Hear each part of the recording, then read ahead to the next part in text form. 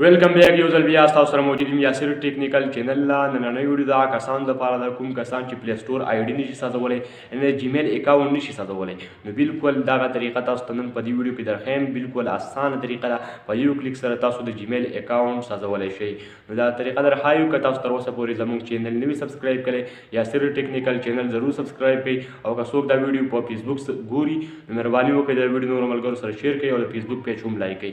ویډیو کې به تاسو راشئ کروم براوزر ته، چې کله هم کروم براوزر ته راړئ چې تاسو سره په موبایل کې کروم براوزر وي، په کروم براوزر سرچ کې به تاسو ولیکئ ګوګل کریټ ګوګل اکاونټ. چې کله هم تاسو به سرچ کې دغه نیم ولیکلو تاسو ته به لولی اپشن راشي، په هغې باندې هم تاسو کولی شئ چې جیمیل آی ډي سازه کړئ. او دلته به تاسو راشئ یوټیوب ته. یوټیوب ته چې کله هم تاسو راغلی یوټیوب به تاسو اوپن کړئ. چې کله هم تاسو ته یوټیوب اوپن شو په سایډ کې دغه پروفایل به تاسو کلیک وکړئ. چې کله هم تاسو په پروفایل کلیک وکړو په اډ یو اکاونټ به کلیک وکړئ.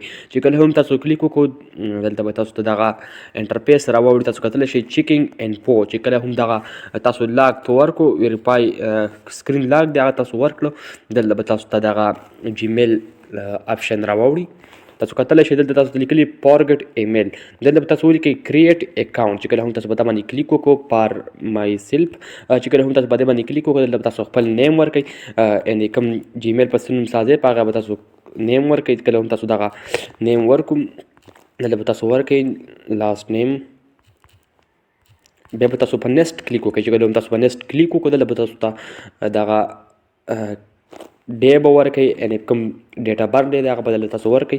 چې کله هم تاسو دغه ورکړله دلته به تاسو کال هم سلیکټ کړئ 2000، که تاسو څومره دلته به میل سلیکټ کړئ، که په نیکسټ به کلیک وکړئ. چې کله هم تاسو په نیکسټ کلیک وکړو دلته به تاسو ته بیا دغه یوزر نیم دی، دلته به تاسو دلته خپل جیمیل سلیکټ کړئ. دلته تاسو کتلی شئ چې دغه رقم جیمیل به سلیکټ کړئ.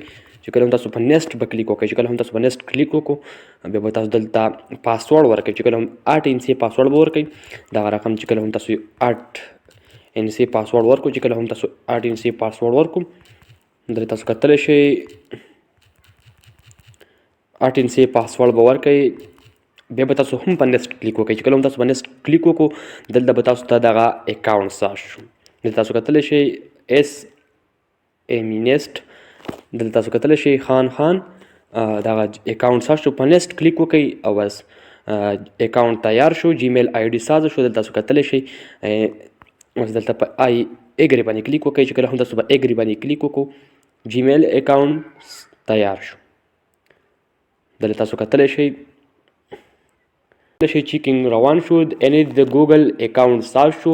نو په دغه یوټیوب نه هم تاسو په اسانه طریقې سره سازولی شئ. او که یوټیوب کې جیمیل تاسو سره نه نو په کروم براوزر کې کریټ ګوګل اکاونټ ولیکئ او لاولۍ اپشن باندې به کلیک وکړئ. دغلته دغه رقم جیمیل اپشن به راشي، په هغې باندې تاسو کلیک وکړئ او بس دغلته جیمیل ساز شو. اوس تاسو کتلی شئ چې هغه آی ډي دا راله په یوټیوب کې او جیمیل ما سره دغه ساز شو. دلته تاسو کتلی شئ هغه جیمیل دلته ساز شو.